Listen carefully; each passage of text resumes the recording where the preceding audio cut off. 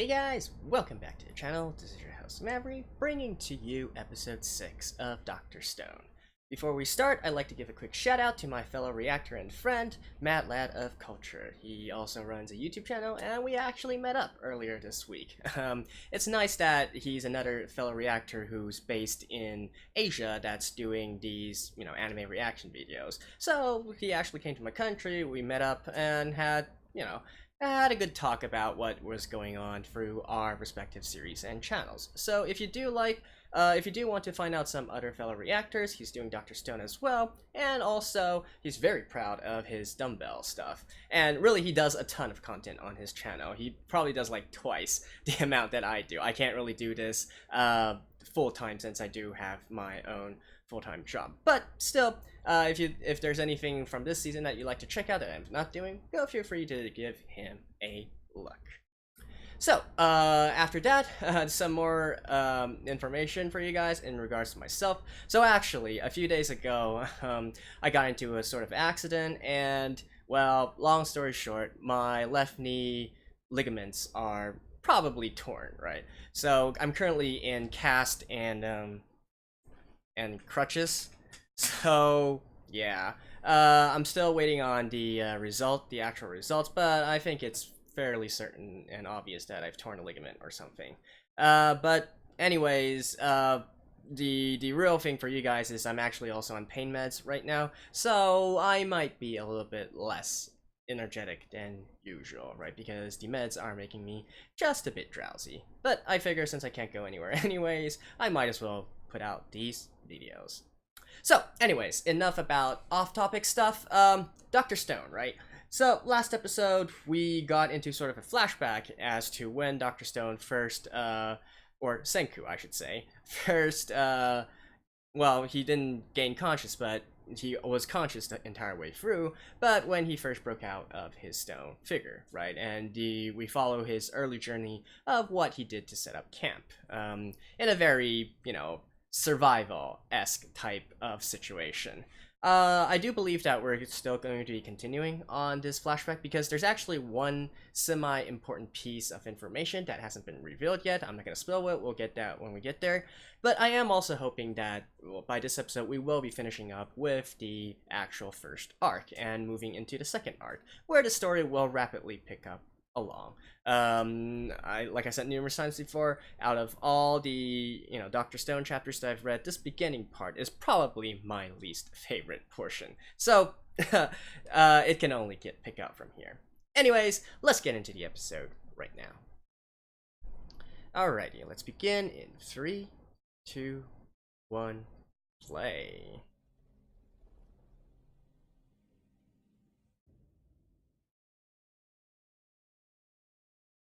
So, flashback still? Yeah. Still got the monkeys.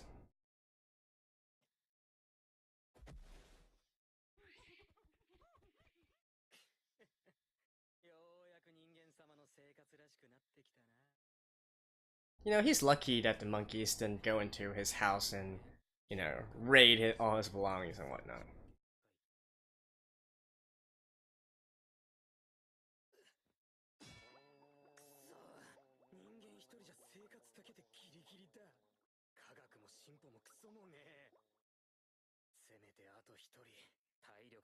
This is actually also a nice reference to why civilization eventually did start to pick up, right? Division of duty.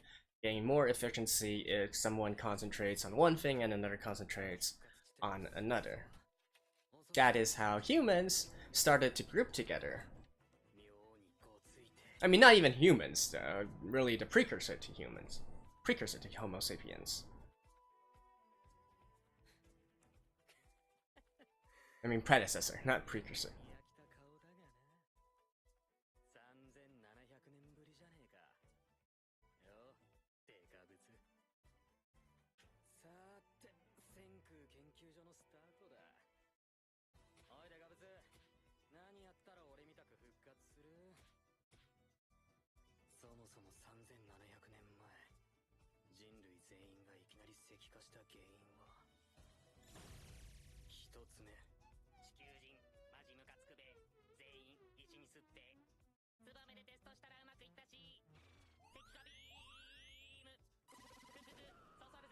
I mean, it's possible.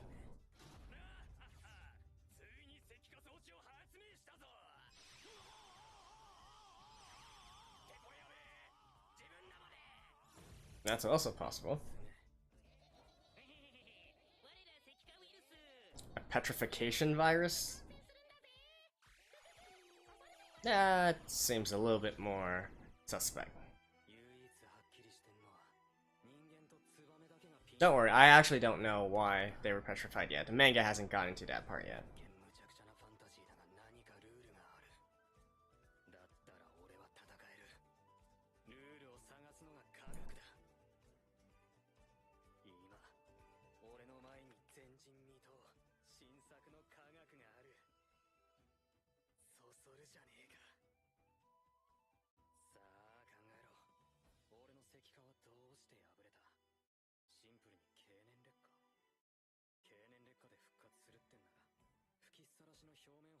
Oh, if deterioration, then others would have gotten out first.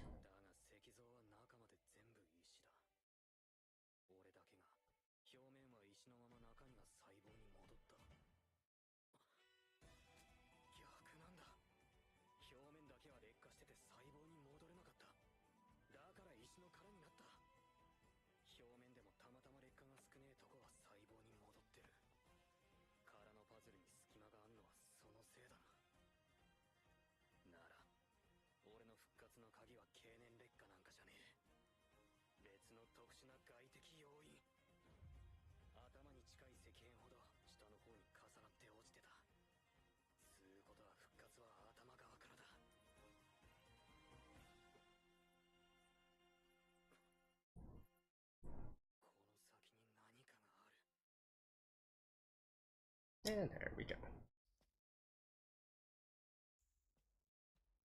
The revival. Nitric acid.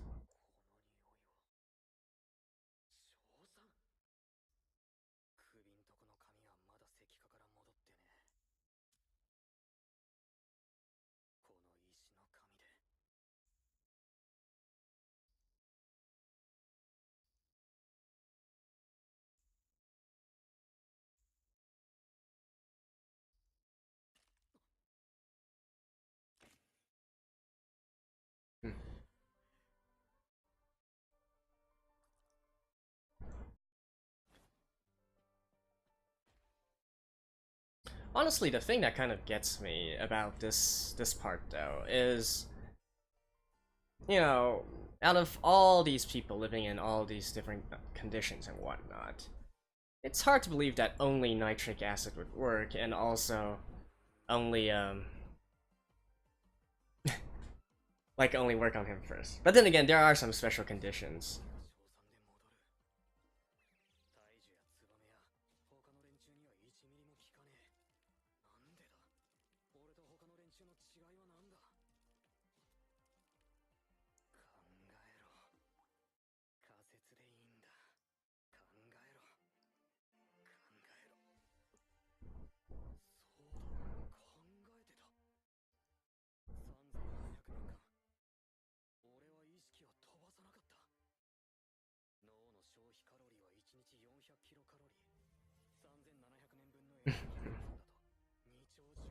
Yeah, and where exactly did that energy come from?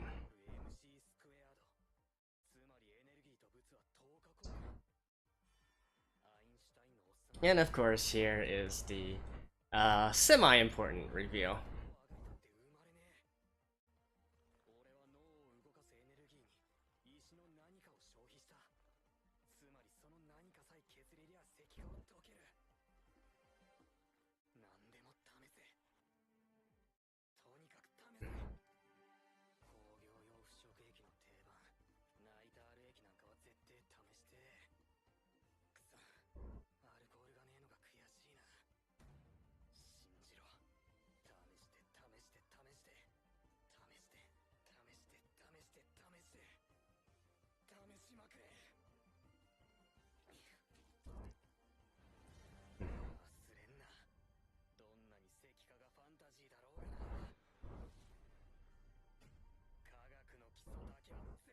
Of course, the I just like to point out the actual equations aren't just E equals mc squared. It's kind of simplified that way. But, well, I guess the manga didn't want to make it too hard on the people as well.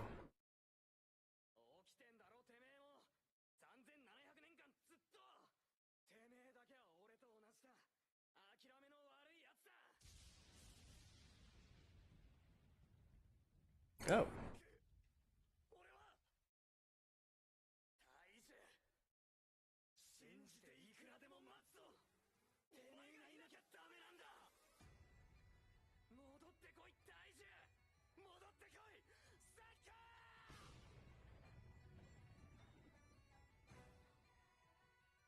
Lightning.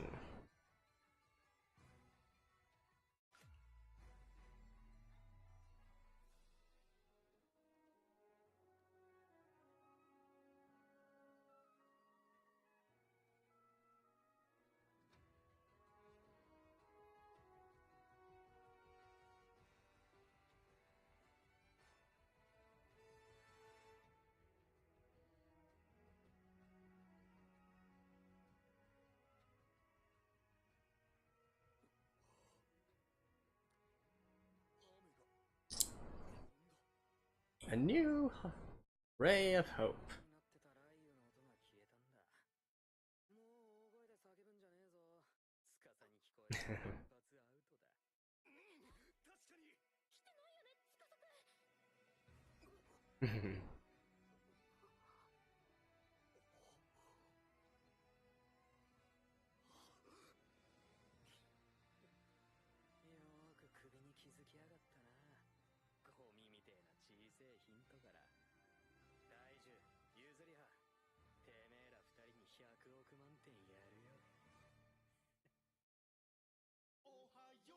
Oh really? The opening now? Alright. Weird flex, but okay. Let me skip this real quick. Ooh, Nations of the Stone World. Yup, that's what's gonna happen, alright.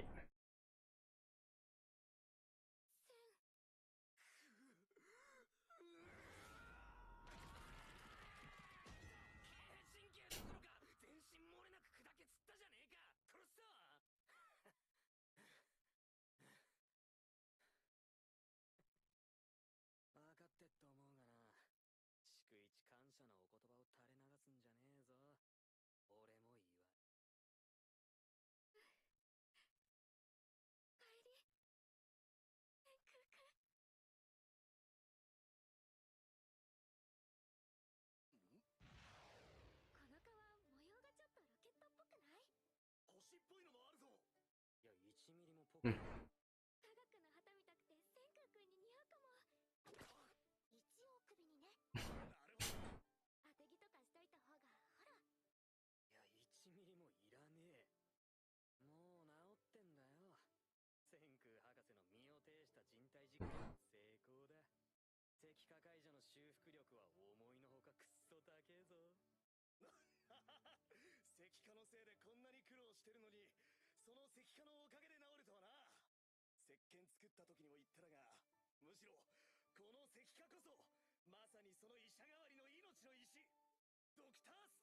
Hey, title drop.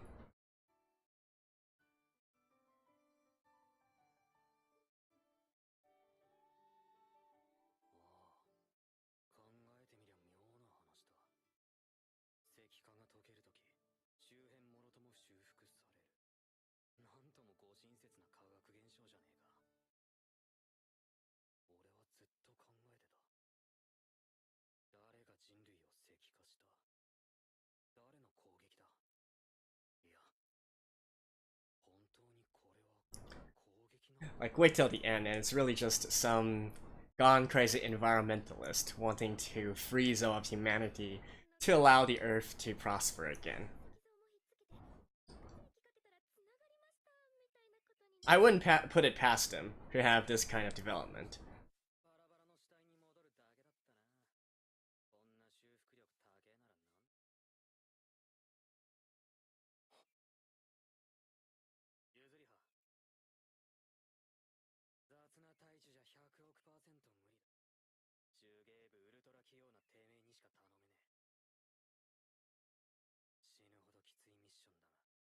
Ah, yes. We're starting the second arc.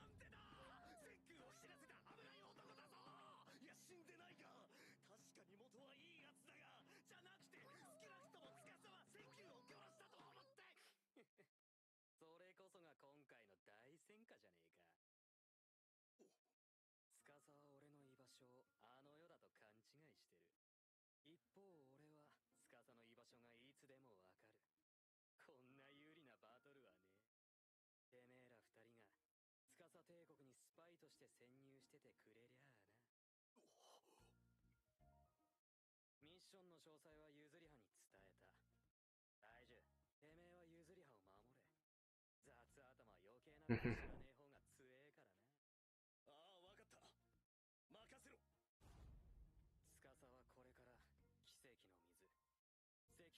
'Look at that fro.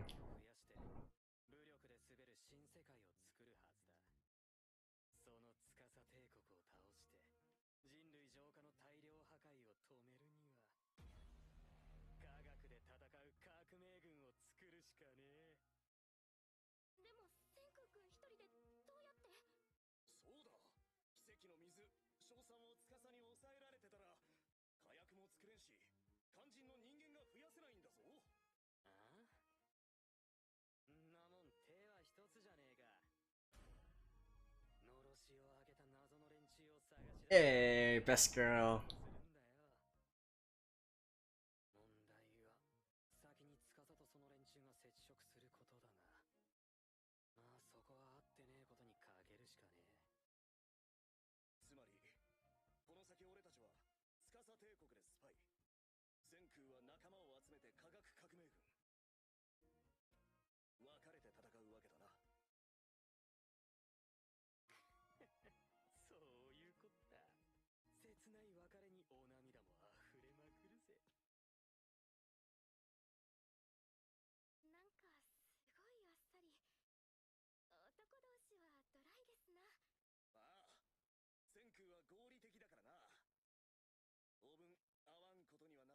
'For quite a while.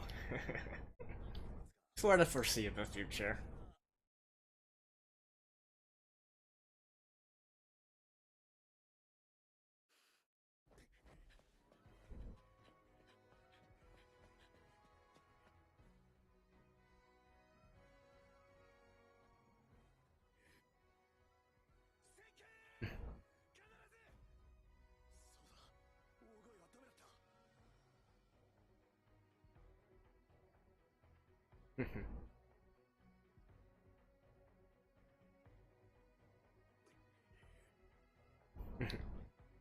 And of course, we got to have to raise the hands pose.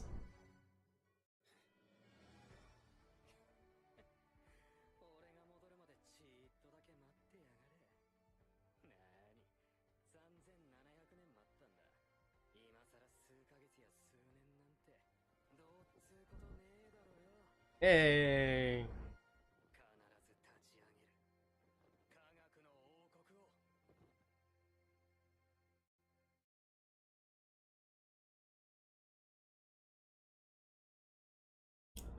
Okay, okay. Now things are gonna start to heat up.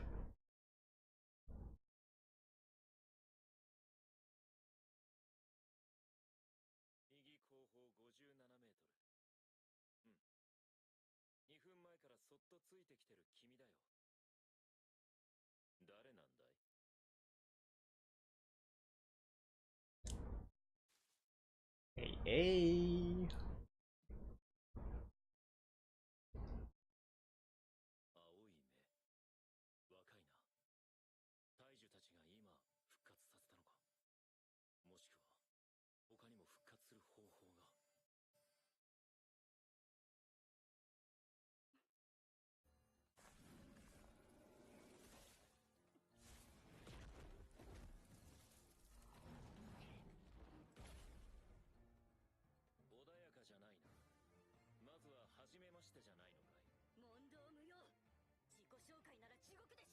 Who's the voice actor for this?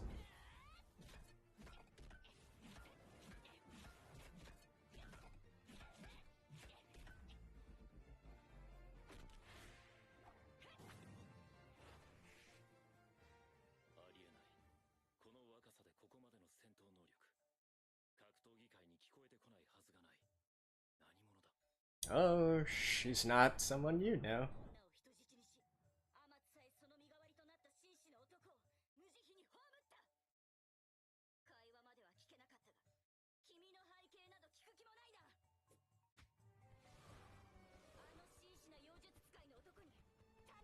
The sorcerer gentleman.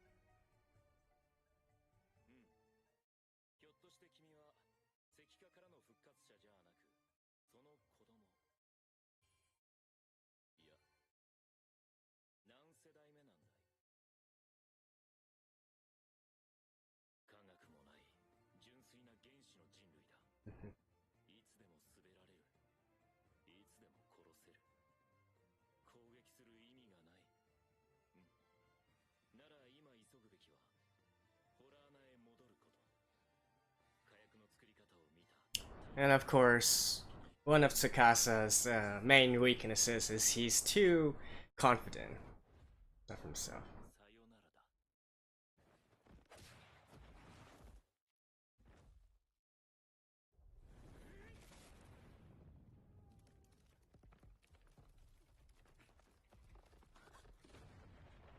There we go.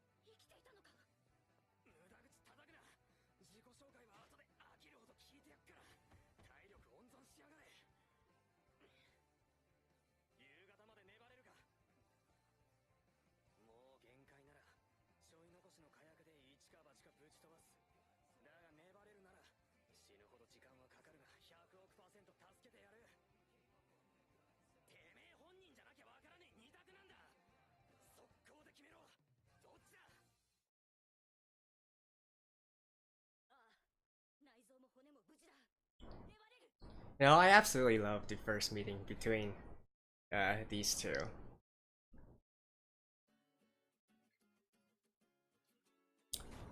Ah, haha. We're actually getting this with the ending song? Alright.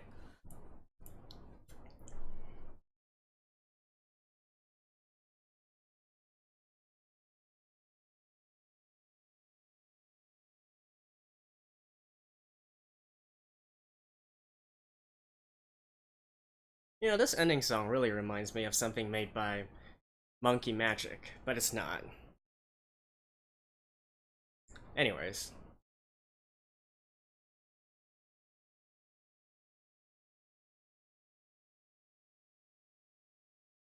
Hey, a pulley system. Oh, using leverage.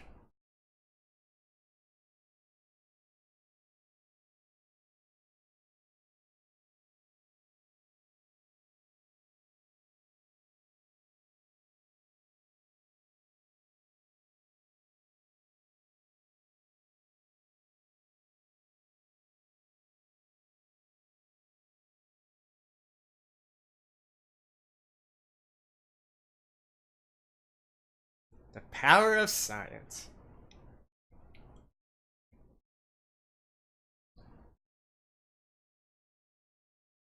Ah.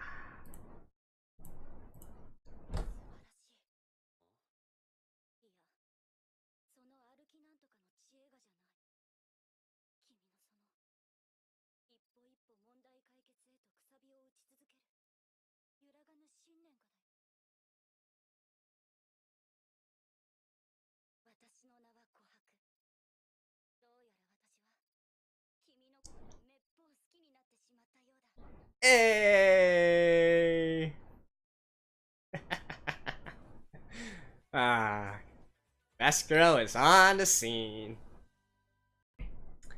Hey, hey, hey! So, Kohaku is on the scene, and with this, we finally kick off the beginning of the second arc of the series. So, first of all, I did look up her voice actor. It's actually Nusan, Nimakura Manami. Actually quite a deeper voice than what I originally anticipated for her character, but I'm not complaining. Nusan is definitely a well-regarded voice actor, right? And really, I'm just happy that she's on the scene now. So let's talk about this for a little bit moment, right? So obviously, by her interaction with Tsukasa and whatnot, we can infer that she's not originally of the modern world, right? She is definitely, I guess you could say, native to this current world as we see it. There must have been civilization still living on, irregardless of the original civilization 3,700 years ago.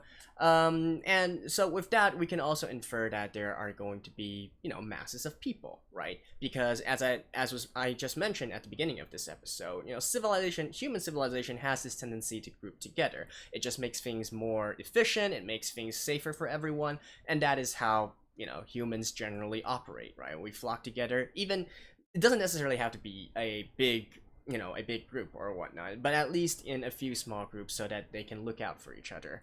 And of course, how big your group can get will depend on, generally speaking, the amount of food that you can gather. So that's why a lot of nomads would generally travel in smaller groups, because they travel from land to land and they can only live sustainably within a certain area of land. And we didn't really get to, huge cities and whatnot until we could get a very good agriculture going on, if you will. So, again, I'm not gonna spoil stuff about that part, but definitely she does have her own people as well. And actually, there's a big plot twist in regards to her people and her background and whatnot, which I'm not gonna spoil right now. But it was actually quite fun for me when they finally revealed what their backstory was.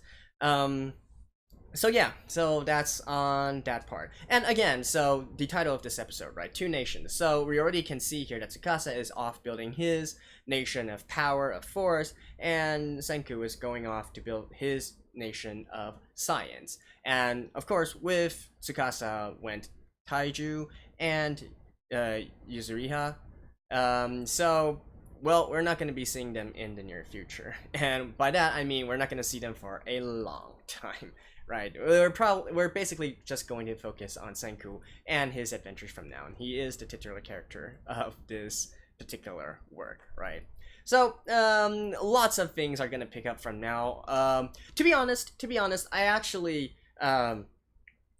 kind of dropped the original manga around this point because I was a bit disappointed at what was going on. I thought this was going to be more of a survival, a hard science kind of series. Didn't turn out that way. But later on, I decided to pick it up again, and since then, I was completely enamored by it, right? It quickly grew to becoming one of my favorite mangas. It's just for the outlandishness and over-the-topness that it has, while still trying to be, fundamentally scientifically sound at the same time. So that was, I don't know, that was quite fun and intriguing to me, if you will. And also, I guess a few parts I should mention here. So the part about E equals MC squared, Senku's backstory regarding before Taiju woke up and whatnot. Yeah, in retrospect, that kind of sounded like a smartass comment. How E equals MC squared is not actually the actual equation, but okay. For most general use cases, E equals MC squared should be sufficient enough. It's just that, even when I was reading that scene for the first time within the manga, I just thought that was entirely cheesy, and really, I didn't think it was quite fitting of Senku's character to do something like that. But anyways, it is what it is, and that's why he got that E equals MC squared thing on his shirt or whatnot. So that was that.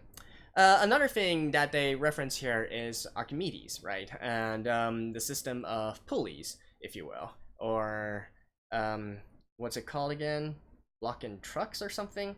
I forgot the exact terminology, but pulleys basically. So here's an, I guess they're not entirely wrong in saying Archimedes might have invented them. It's just, it's not entirely confirmed, right? So levers, the precursor to pulleys, were in existence about thousands of years before Archimedes' time. Archimedes lived around, I believe, 200, 300 BC, right? Senko also mentioned that as well, and levers existed way before. Now, as far as I know, pulleys also existed before Archimedes' time, but as with most things, I do believe that Archimedes probably refined it, found more efficient processes to use it as, maybe redesign the actual mechanisms and whatnot, and he was definitely the first to actually record it and explain the principles behind it, right? Before that time, we didn't really have any written records of what a pulley was, how it operated, yada yada yada. And so with Archimedes, we finally got this kind of information, and he also was kindly enough to describe the principles behind it so that future generations could learn from that knowledge as well. And so it's because of that reason that Archimedes is commonly credited with being the inventor of the pulley, even though I guess technically it's not really true in a way. But again, that's kind of nitpicking and whatnot. I mean, for most general purposes, that is enough of a reference, or enough of history, I guess.